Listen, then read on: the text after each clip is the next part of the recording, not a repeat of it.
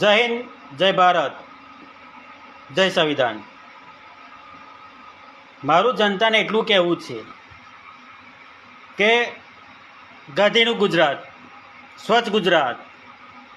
તો આપણે પોઈચાની હાલત તમે જોઈ.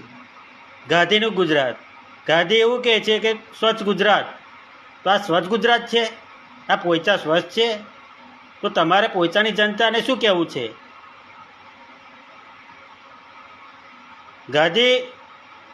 ગાંધીજી આપણને સ્વચ્છ ગુજરાતમાં રહેવાનું સૌભાગ્ય આપ્યું છે, બરાબર. તો તમારે આ જનતાને પોઈચાની પંચાયતે આવી રજૂઆતો કરો કે અમારે સ્વચ્છ ગુજરાત, સ્વચ્છ અભિયાન તમે ચલાવ્યું, તો આ સ્વચ્છ છે? આ પોઈચા બાળ મંદિરની હાલત તો તમે જુઓ, કેટલી ગંદકી છે.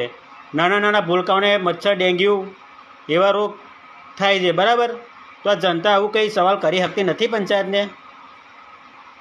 બીજું, પંચાયત કમિટી કે જે ડેપ્યુટીને જીતાડીને લાવે છે, તે કમિટી નક્કી કરે છે કે પછી પૈસા લઈને વોટ આપે છે કમિટી?